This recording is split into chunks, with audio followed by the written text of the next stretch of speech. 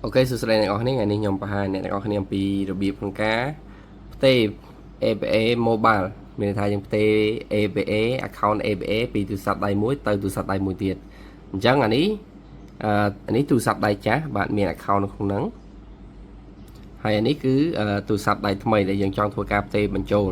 បាទអញ្ចឹងវានៅលើទូរស័ព្ទដៃចាស់នេះទេនៅឡើយទេឥឡូវយើងចង់ធ្វើការផ្ទេចូលនៅក្នុងទូរស័ព្ទដៃថ្មីយើងធ្វើដោយរបៀបណាបាទអញ្ចឹងខ្ញុំអានេះអាថ្មីអាចាស់ account នៅក្នុងនេះហើយយើងទុកវាសិនយើងមើលលើទូរស័ព្ទដៃថ្មីដែលយើងបំរុងដែលយើងកំពុងតែចង់ធ្វើការផ្ទេចូលមកកាន់ទូរស័ព្ទដៃថ្មីមួយនេះអញ្ចឹងយើងចូល download រួចយើងចូលទៅក្នុងកម្មវិធី ABA Mobile មកបាទចាអញ្ចឹងអីយើងបើកវាទៅ allow វាហើយកន្លែងនេះអ្នកនរគ្នាអាចជ្រើសរើសភាសាបានខ្ញុំជ្រើសរើសយកខ្មែរបន្ទាប់មកកន្លែងនេះវាដាក់ថាបើកដំណើរការជាមួយ ABA Mobile បាទយើង select យកហ្នឹងតាក់ទងជាមួយនឹងaccount ដែលយើងបានបង្កើតរួចរាល់បាទយើងចុចនៅលើវាមួយទៀតមកអូខេកន្លែងនេះគឺលក្ខខណ្ឌនៃការប្រើប្រាស់អញ្ចឹងអ្នកនរគ្នាចុចខាងក្រោមនេះមួយមកខ្ញុំព្រមទទួលយកលក្ខខណ្ឌទាំងអស់ខាងលើអូខេយល់ព្រមយើង allow while using app កន្លែងនេះអ្នកទាំងអស់គ្នាត្រូវតែដាក់លេខទូរស័ព្ទហ្នឹងគឺជាលេខទូរស័ព្ទដែលយើងបង្កើតជាមួយនឹង account ABA ហ្នឹងបាទអញ្ចឹងយើងដាក់ចូលមកអូខេឥឡូវខ្ញុំដាក់លេខទូរស័ព្ទចូលហើយលេខហ្នឹងអ្នកទាំងអស់គ្នាមិនបាច់សេលេខ0ទៀតក៏បានដែរព្រោះខាងក្បាលនេះលេខកូដប្រទេសហ្នឹងគឺវាបូក855ហ្នឹងតំណាងឲ្យលេខ0ខាងមុខបាទបន្ទាប់មកយើងចុចបន្ទាប់ខាងក្រោមនេះអូខេ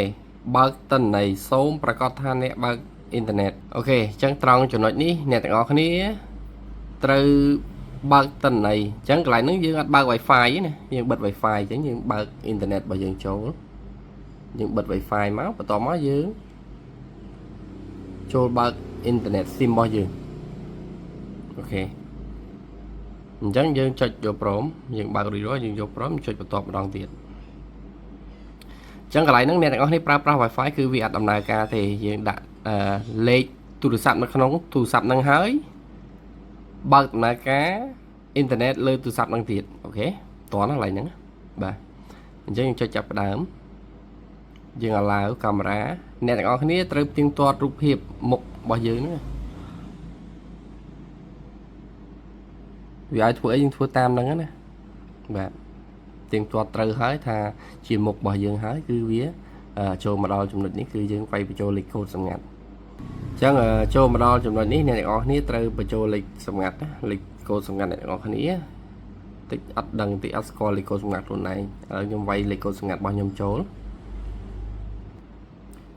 ខ្ញុំបញ្ជាក់តិចត្រង់លេខកូដសម្ងាត់ហ្នឹងគឺជាលេខកូដដែលអ្នកទាំងអស់គ្នាពេលដែលគ្នាទៅបើកលុយដកលុយតាមទូ ATM ហ្នឹងយើងមិនដាក់កាតចូលហើយយើងវាយលេខត្រូវហ៎លេខ4ខ្ទង់ដែលយើងដកលុយហ្នឹងយើងយកលេខហ្នឹងនេះវាយបញ្ចូលនៅត្រង់ចំណុចនេះអូខេរួចរាល់យើងចុចយកព្រម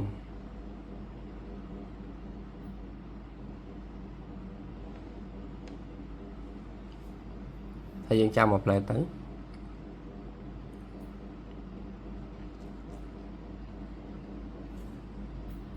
អូខេរួចរាល់ហើយឃើញទេវាស្វាគមន៍យើងហើយចាប់ផ្ដើមប្រើអូខេអញ្ចឹងយើងអាចបើកមកវាឥឡូវហ្នឹងក៏បានខ្ញុំដាក់ពេលក្រោយទេខ្ញុំអត់ទាន់ធ្វើទេចុះ account យើងនេះដំណើរការអញ្ចឹងអ្នកនរគ្នាអាចពិនិត្យទឹកប្រាក់មានឬមានចូលមើល account ខ្លួនឯងទៅហើយអានេះគឺទូរស័ព្ទដៃថ្មីជាមួយខ្ញុំទូរស័ព្ទដៃចាស់អញ្ចឹងខ្ញុំបើកវាខ្ញុំចូលទៅប្រើវាមើលវាដើរអត់អូ account ដើរទាំងពីរអូអត់ដើរហ្មងនេះទីសិនរបស់អ្នកផុតកំណត់សូម login ម្ដងទៀតអញ្ចឹងវាធាក់នេះចេញមកហើយអញ្ចឹងនៅពេលដែលយើងប្រើប្រាស់ account ABA នៅលើទូរស័ព្ទដៃណាមួយជា account មួយទៀតគឺវាធាក់ចេញហើយបានន័យថា account ហ្នឹងគឺត្រូវតែនៅលើទូរស័ព្ទដៃតែមួយតែប៉ុណ្ណោះมันអាចប្រើប្រាស់ទូរស័ព្ទ2 account តែមួយហ្នឹងបានទេអូខេអញ្ចឹងដាក់ទូរស័ព្ទដៃមួយនេះមួយនេះធាក់ចេញ